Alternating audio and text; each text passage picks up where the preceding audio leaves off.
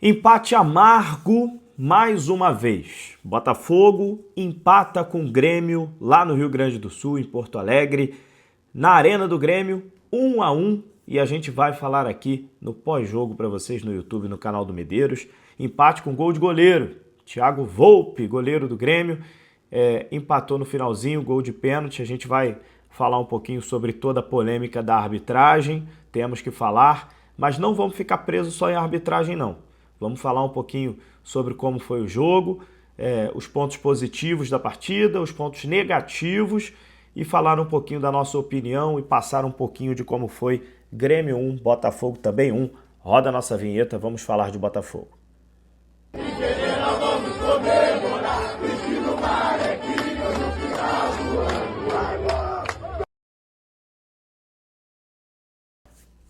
Fala, meus amigos do canal do Medeiros, sejam muito bem-vindos a mais um vídeo aqui no YouTube para a gente falar sobre o nosso Botafogo. Já peço para você se inscrever em nosso canal, ativar as notificações, deixar aquele like no vídeo que é muito importante, você contribui demais para o nosso crescimento. Vamos falar um pouquinho, dessa partida, como eu disse na introdução, Grêmio 1, Botafogo também 1, em Porto Alegre. Um jogo onde, mais uma vez, o Botafogo sai com aquela sensação de que perdeu 2 pontos. Não que ganhou um ponto, empate fora de casa, né?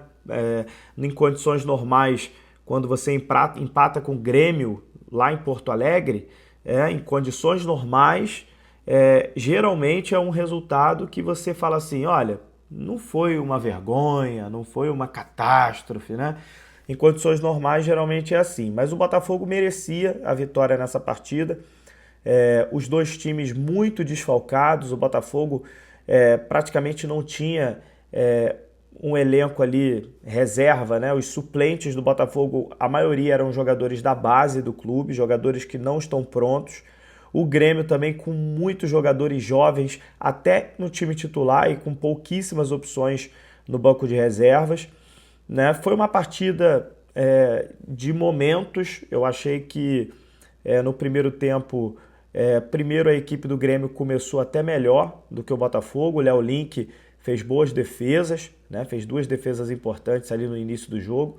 O Léo Link, que é uma notícia boa para o Botafogo, né? O nosso goleiro titular, o Léo Link, agarrando bem, ganhando confiança, fazendo boas partidas.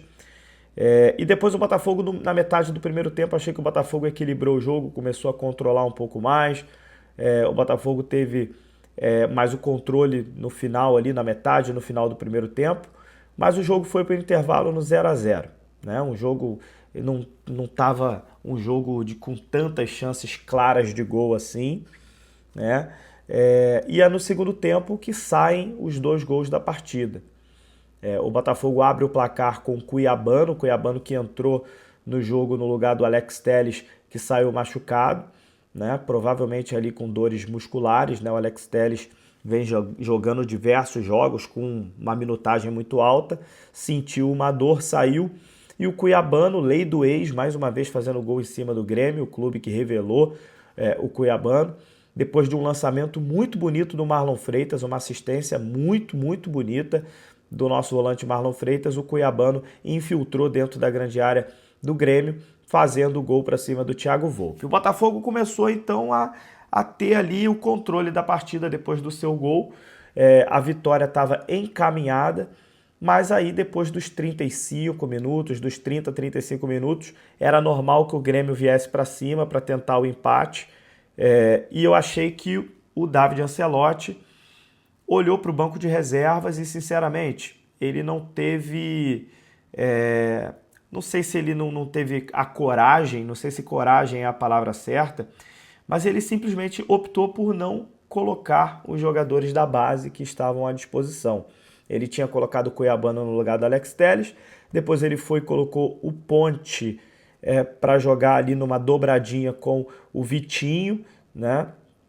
Colocou o Ponte ali para jogar, só que o Ponte não é da base, o Ponte é até um jovem jogador, mas já tem mais experiência, né? Colocou ele para jogo. Depois que ele colocou o Cuiabano e o Ponte, ele simplesmente não tinha mais nenhum outro jogador mais experiente, todos eram jogadores da base.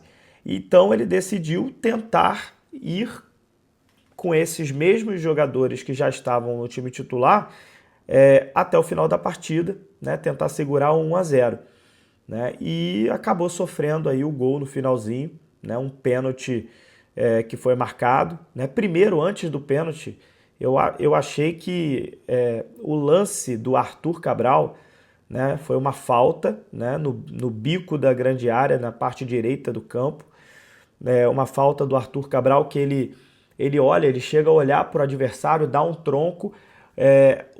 O Botafogo está reclamando, fala que esse tronco foi ombro com ombro.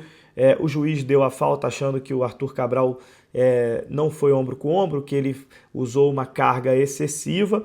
É um lance interpretativo. Eu achei particularmente que não foi falta. O Arthur Cabral ele acaba jogando o corpo dele. É óbvio que ele tem muito mais corpo do que o jogador do Grêmio, mas eu achei que são faltas que acontecem mais no futebol brasileiro. Se fosse no futebol europeu ou até futebol argentino, uruguaio, né, sul-americano, aqui são faltas que não são marcadas, mas aqui no futebol brasileiro essas faltinhas acabam sendo marcadas não só contra o Botafogo, mas também a favor do Botafogo em diversos jogos. É um erro na minha visão da arbitragem brasileira, né, essas faltinhas. E aí vem a falta, o cruzamento e a bola. Até agora eu não consigo dizer com certeza se a bola bateu realmente na mão do Matheus Martins ou não. Tem uma câmera que eu acho que bateu. Aí tem uma outra câmera que eu fico com dúvida se a bola resvalou no ombro dele, porque se a bola bate no ombro dele primeiro, não é pênalti. E tem essa câmera que eu acho que dá uma batida no ombro, né? E aí quando ele tá com o braço para trás, quando ele levanta, a bola parece realmente que bate aqui assim, mas se bate no ombro primeiro, pela regra, não seria pênalti. E é isso que não dá para concluir, né? Se a bola resvala, se a bola bate aqui no ombro e depois na mão. Isso não tem conclusão. Dentro de campo, o juiz não deu pênalti. Quando você tem um lance que é inconclusivo, o VAR não pode chamar o juiz. O VAR tem que respeitar a decisão de campo, né? Então, a questão é essa. A questão é exatamente essa. Se a bola, repetindo para você que não entendeu, se a bola bate no ombro primeiro e depois bate no braço, não é pênalti. Se a bola passa direto e bate só no braço e o braço está aberto, é pênalti. Essa era a dúvida. Então o VAR chama o juiz depois de um lance inconclusivo para o juiz ir na câmera do VAR para induzir o árbitro a dar o pênalti. Foi basicamente isso. Ou seja, esse foi o erro, né? A gente precisa pegar no pé do juiz? Precisa, porque o juiz é o cara principal ali dentro de campo e é o que decide. Mas o VAR induziu o juiz ao erro também. O VAR não tinha que se meter nesse lance. Não tinha que se meter nesse lance porque era um lance que não tinha uma imagem clara dizendo o seguinte, olha, bateu só na mão dele. Não tinha essa câmera. Era uma câmera muito longe, uma câmera que, quando você tentava aproximar, distorcia a imagem.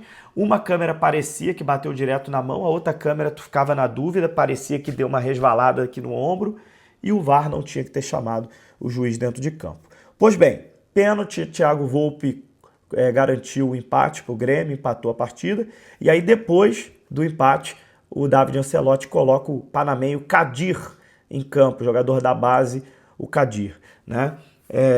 E aí, mais uma vez, a gente precisa falar.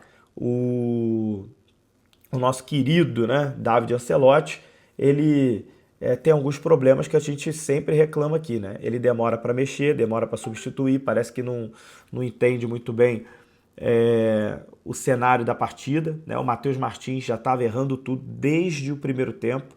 Tudo bem, não quer substituir no primeiro tempo? Espera no segundo tempo, quando der 20, 25 minutos, tu tira o jogador que não está bem. Matheus Martins estava errando tudo e ainda acabou fazendo pênalti, né? O pênalti que a gente falou aqui que é inconclusivo, mas acabou fazendo pênalti. Então a partida do Matheus Martins foi desastrosa, desastrosa. Foi o pior em campo, o Matheus Martins, seguido do Arthur. E aí você tem dois pontas, Matheus Martins e Arthur, e os dois são os dois piores em campo. É complicado. É complicado quando você precisa dos atletas, vários jogadores, né, como o Montoro, que foi para a seleção sub-20, Santi Rodrigues, que está suspenso, que estão bem, jogando bem no time titular. Quando você tem a chance de entrar, ter minutagem para substituir esses jogadores, aí você faz uma partida muito abaixo do nível, igual foi a partida do Matheus Martins e do Arthur, né? Então os caras têm chance, a oportunidade bate na porta e os caras não sabem aproveitar. Então teve o erro, na minha opinião, do VAR com o juiz, teve o erro também, na minha opinião, do David Ancelotti, de demorar para mexer, de não entender mais uma vez o que a partida vem pedindo. Teve também o erro dos jogadores, né, que tem chance, mas não sabem aproveitar as chances. É impressionante, né? E o Botafogo está com vários desfalques, agora vai jogar contra o Fluminense sem zaga. Caio Pantaleão foi expulso no final do jogo por conta de reclamação. Alexander Barbosa tomou o terceiro cartão amarelo. Vamos para o jogo contra o Fluminense com Gabriel Bahia e David Ricardo na zaga. É isso, meus amigos, é isso. O time todo remendado, vários jogadores machucados. Alex Telles saiu machucado hoje. Enfim, diversas situações que a gente reclama e, enfim, Campeonato Brasileiro é assim, é uma temporada muito longa. E assim, título a gente já falou que não tem como mais. Eu acho que o torcedor do Botafogo já entendeu que título não tem mais como. E para o objetivo de G4 de Campeonato Brasileiro, a gente perde 2 pontos, porque esse jogo era um jogo para a gente vencer, pelo que se desenhou a partida, mas para o G4 do Campeonato Brasileiro é mais 1 ponto para o Botafogo, não tem jeito. Um empate amargo igual o Giló, meu Deus do céu. Mas é isso, vamos seguindo e para o nosso objetivo, que é frustrante, o torcedor do Botafogo não queria estar nesse momento da temporada dessa forma, né? Eliminado das principais competições e sem disputar o título do Campeonato Brasileiro, mas é o que nos resta, né? A realidade que existe nesse momento. Brigando aí pelo G4 com o Mirassol, o bom time do Mirassol, e a gente ganhou mais 1 ponto aí nessa disputa, tá bom? Agora vamos para o clássico contra o Fluminense.